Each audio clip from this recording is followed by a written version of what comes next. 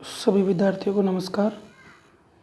आज हम हिंदी साहित्य की चौथी क्लास में हम भारतेंदु काल से आगे द्विवेदी काल और फिर छायावाद पढ़ेंगे। ये किताब है आपकी, इसको अलग अलग लेखकों ने लिखा है।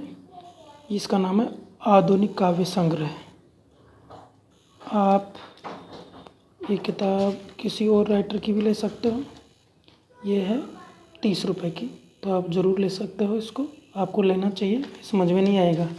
ये है डॉक्टर प्रेम आधार की किताब। अब इस किताब में हम पढ़ेंगे आज द्विवेदी काल। भारतेंदु काल आपने पढ़ लिया था, अब द्विवेदी काल पढ़ेंगे। देखते हैं कब से कब तक है ये है 1903 से 1920। कुछ किताबों में दे रखा है 1900 से 1920 या 1918, तो आप इस पर कंफ्यूज नहीं होंगे। 1900 से 1918 दे रखा है कुछ किताबों में, ये भी सही है। और 1903 से 1920 भी सही है, क्योंकि भारतेंदु ने 1885 में उनकी मृत्यु हुई। सन 1900 तक उनके दोस्त लिखते रहे और उसके बाद 1900 से 1918 तक ये द्विवेदी काल माना जाता है। अब इस किताब के पीछे, किताब में ये 1903 लिखने के पीछे कारण था इनका ये सरस्वती पत्रिका। आप इसको ध्यान में रखेंगे।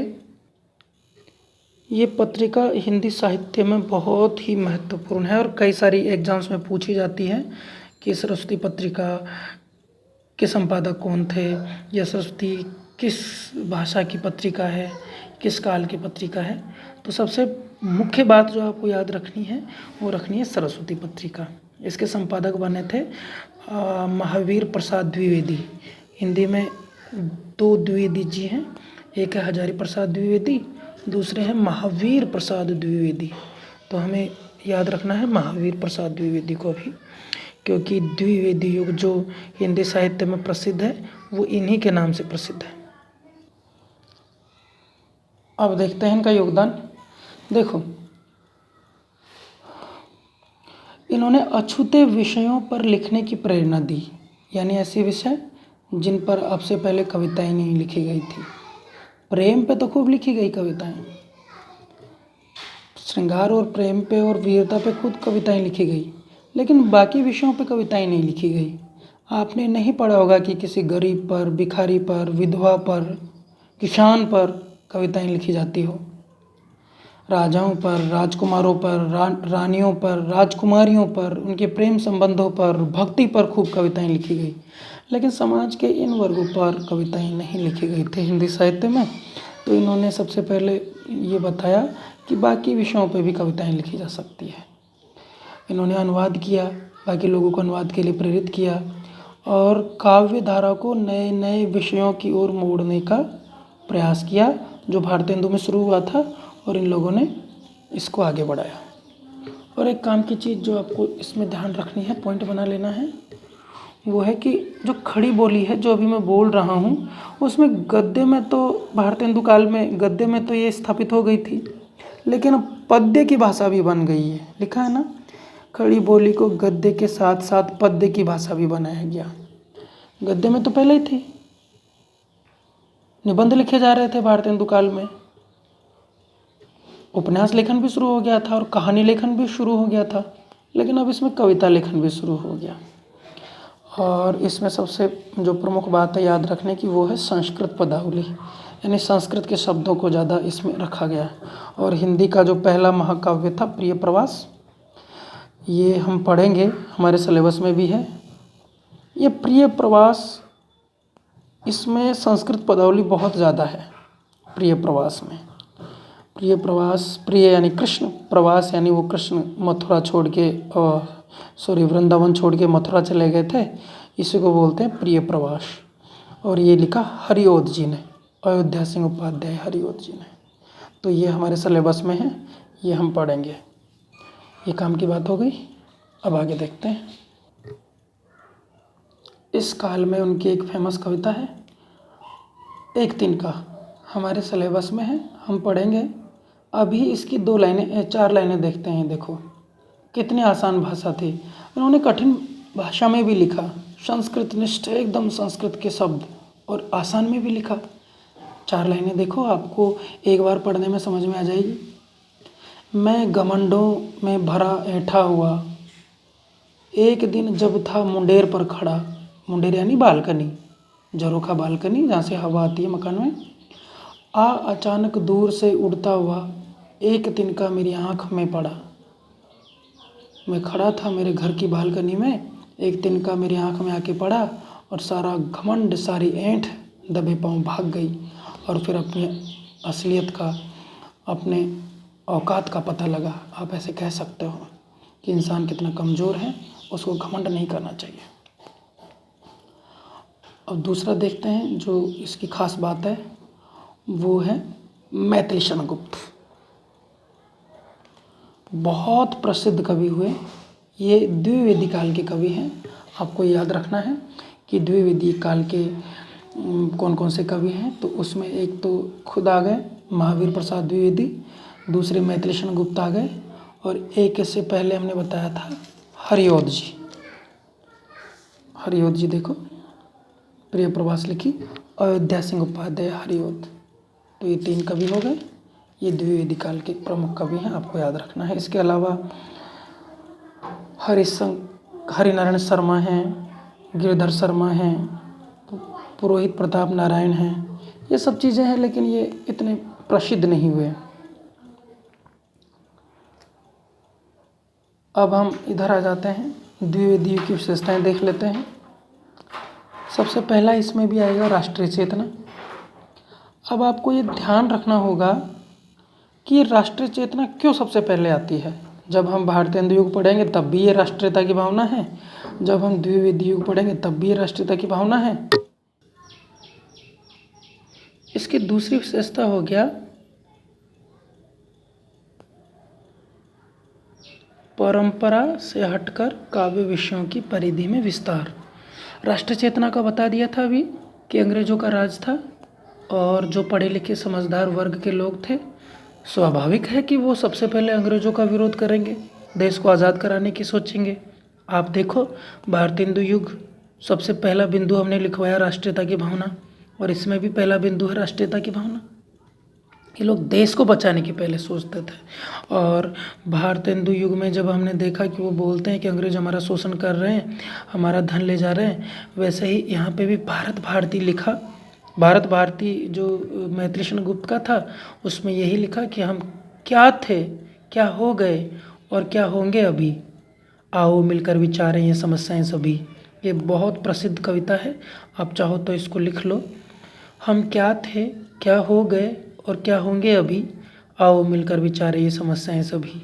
ये है उन्मुक्त राष्ट्रीय चेतना कि हम पहले, हमारा इतिहास कितना अच्छा था, फिर हम गर्त में चले गए, पतन की तरफ चले गए, और अंग्रेज़ों ने हमें और पतन की तरफ ले गए, डाल दिए, ले गए। तो इसमें राष्ट्रीयता की भावना हो गई। दूसरा है परंपरा से हटकर काव्य विषयों की परिधि में विस्तार। मतलब काव्य विषय किसे कहेंगे? काव्य विषय हैं यानी कविता किन विषयों पर हो सकती है। आप प्रकृति पर कविता लिख सकते हो, फूलों पर, झरनों पर कविताएं लिख सकते हो, नदियों पे कविताएं लिख सकते हो, राजा राजकुमारी, प्रेम पर, भक्ति पर कविताएं लिख सकते हो, और लिखी भी गई। लेकिन द्विवेदी युग में खुद द्विवेदी ने, महावीर प्रसाद द्विवेदी ने एक निबंध लिखा जो आपने सेकेंड ईयर में पढ़ा है। उस निबंध का नाम है कवि कर्तव्य। उसमें लिखा है कि चींटी से लेकर हाथी तक, बूंद से लेकर समुद्र पर्यंत तक, पहाड़ों तक कविताएं हो सकती हैं। आप देखोगे कि अब विधवा पर, भिक्षुक पर, किसान पर, मजदूर पर कविताएं लिखी गई। पहले राजकुमार और राजकुमारियां और दरबार और प्रेम पर ही कविताएं लिखी जाती थी। तो हम कह सकते हैं कि परंपरा से हटकर काव्य के विषयों की परिधि में विस्तार हुआ।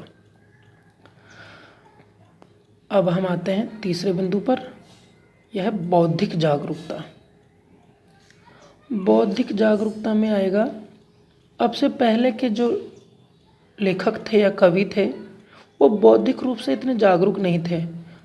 हम कह सकते हैं कि भारतेंदु काल में तो ये बौद्धिक जागरूकता थी, लेकिन इससे पहले जब हम देखेंगे रीतिकाल, उस वक्त भी अंग्रेज थे, लेकिन बौद्धिक जागरूकता नहीं थी।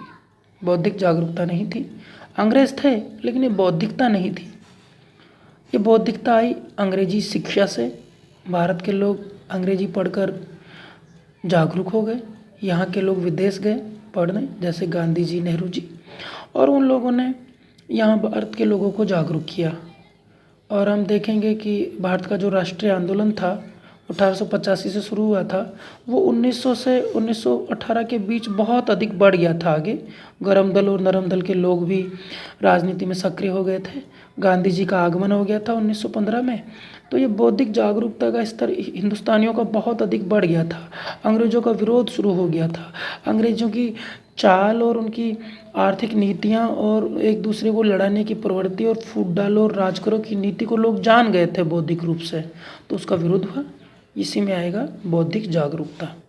भारतीयों को फिर से जागने की बात थी, जगाने की बात थी। नवजागरण भी इसको कहते हैं। आप समझो ये नवजागरण क्या था? फिर से जागना, हमारी खोई हुई प्रतिष्ठा को, इज्जत को फिर से प्राप्त करना, यही है बौद्धिक जागरूकता। हमें अपने इतिहास से प्रेम था। हमारे जो इतिहास में हमारे महान युग था, महान नेता थे, महान राजनीतिक नेता थे, हमारी ज्ञान विज्ञान साहित्य था, उसको दोबारा खोजा गया। और ये बौद्धिक जागरूकता इसी संदर्भ में देखी जानी चाहिए। इसका नेक्स्ट बिंदु देखते हैं, इतिवृत्तात्मकता। इसको समझते हैं, ये क्या है? इतिवृत्त बोलते हैं कहानी नुमा कोई चीज़, वर्णन करना। इतिवृत्त यानी वर्णन, कहानी के जैसे वर्णन करना। आपको कोई कविता सुनाए, उसमें कहानी जैसा वर्णन हो, वर्णन हो। देखो कविता में वर्णन नहीं होता, वर्णन करना तो कहानी की विशेषता है। ये हुआ, फिर ये हुआ, फिर ये हुआ, तो ये वर्णन करना है ना, ये तो कहानी में होता है, उपन्यास में होता है, ये कविता में नहीं होता। अगर कविता में ये है तो ये अच्छी चीज़ नहीं है। कविता में ऐसी वर्णन और एक कहानियाँ नहीं चलती हैं, वर्णन नहीं चलते हैं। तो इस कहानी नुमा जो कविताएं लिखी गई, इसी को कहा गया इतिवृत्तात्मकता। और आप देखोगे कि ये केवल और केवल द्विवेदी युग में है इतिवृत्तात्मकता। आप इसको वर्णनात्मकता भी लिख सकते हो, मैं लिख के बताता हूँ अभी। वर्णनात्मकता,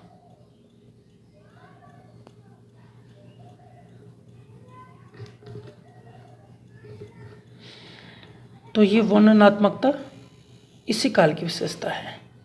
छायावाद में ये खत्म हो गई और ये साहित्य के लिए अच्छा नहीं था, लेकिन फिर भी जैसे प्रिय प्रवास लिखा, वैदेही वनवास लिखा, साकेत लिखा, भारत भारती लिखा, इसमें कविता कहानी के जैसे आगे बढ़ती है। वर्णन किया जाता है, छोटे छोटे बिंदुओं के द्वारा बताया जाता है, फिर ये हुआ, फिर ये हुआ, फिर ये हुआ।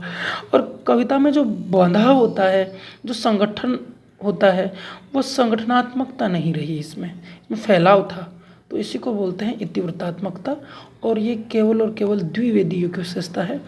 परीक्षाओं में पूछा जाता है कि इतिवृत्तात्मकता किस काल की विशेषता है, तो आप पहला ऑप्शन क्लिक करोगे, जो ऑप्शन आएगा इतिवृत्तात्मकता का। नेक्स्ट बिंदु है प्राचीन आदर्शों के प्रति मोह, यानी हम अतीत में कितने महान थे, हमारे राजा, हमारी संस्कृति, हमारे साम्राज्य कितने महान थे, इसके प्रति मोह दिखता है। इसको हम अगली क्लास में विस्तार से सुनेंगे। मिलते हैं अगली क्लास में। अभी हमारी एक सीमा है, ज़्यादा बड़ा वीडियो बनाने पे, अपलोड करने में परेशानी आती है, तो हम छोटे छोटे से